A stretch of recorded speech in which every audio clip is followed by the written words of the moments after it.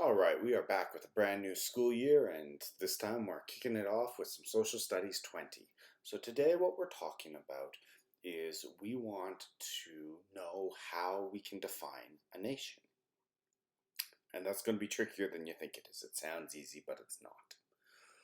The reason that we're learning this is that Social Studies 20 is all about evaluating nationalism. In order to understand what nationalism is, we need to know what a nation is in the first place. So we're going to talk a lot about to what extent should nationalism influence our lives this year. If we want to talk about assessing nationalism's influence on our lives, we need to know how it influences our lives, and we need to know what a nation is first to do that. Now, it might seem easy to think of, okay, what's a nation? But it's actually surprisingly tricky. Any biologists, this is similar to the way that it's actually difficult to define species.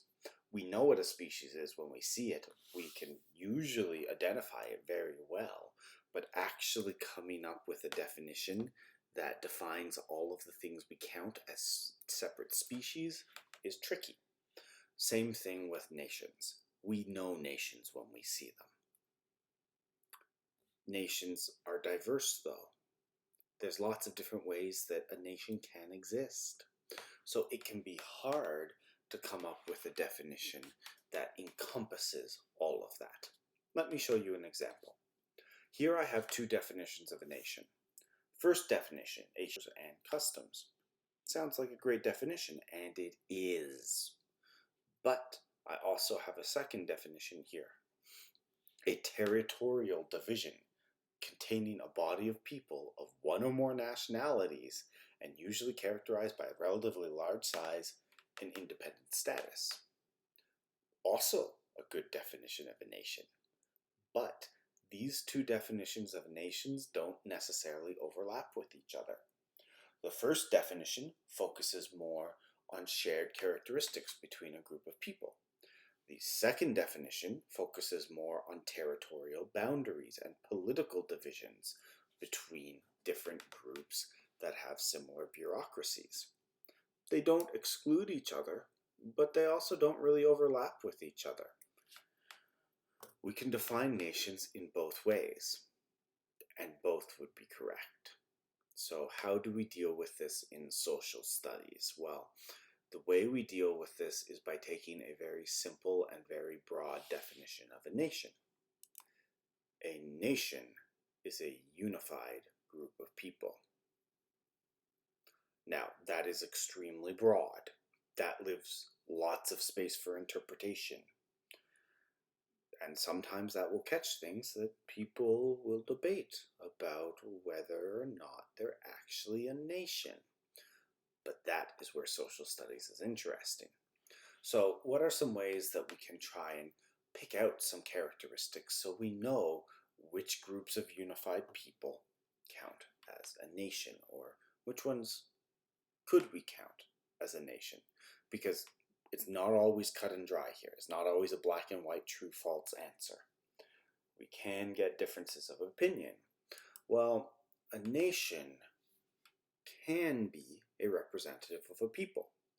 And oftentimes, one of the ways we recognize that is through shared history and stories. Creation stories in particular are very powerful in defining a nation. Those creation stories can be religious or mythical in nature. Creation stories can also be historical. Something that unifies and gives people a common ground to work with one another. In Canada's case, a good example is the Battle of Vimy Ridge. This was a battle in World War I where the French and the British had great difficulty trying to take a particular ridge called Vimy, and it was a key strategic location. They fought there for months and weren't able to push German armies back. It was the first time that you had a whole bunch of Canadian soldiers fighting as Canadians as a unit. Usually the Canadians were just integrated with their troops mixed in amongst the British, so that you'd have these different squadrons, some of which came from Canada, some of which came from UK, some of which came from other parts of the then British Empire, like India or parts of Africa.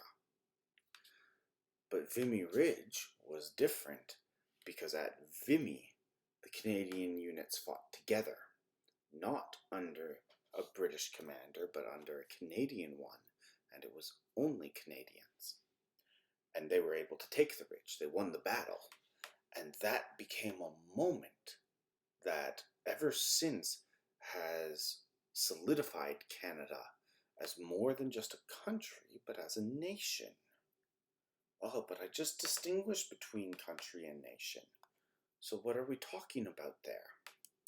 Well, a nation, we say, is a group of unified people. But what counts as unified? Are political boundaries enough to say that they're unified? This often confuses people because another way of saying country is to actually say a nation state. And that sounds very much like nation. So what's the difference? Well, a nation state is a political body.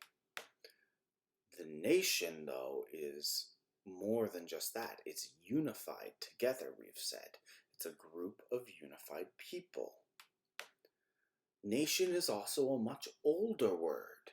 It has undertones to it that nation state doesn't. Nation state is pretty political.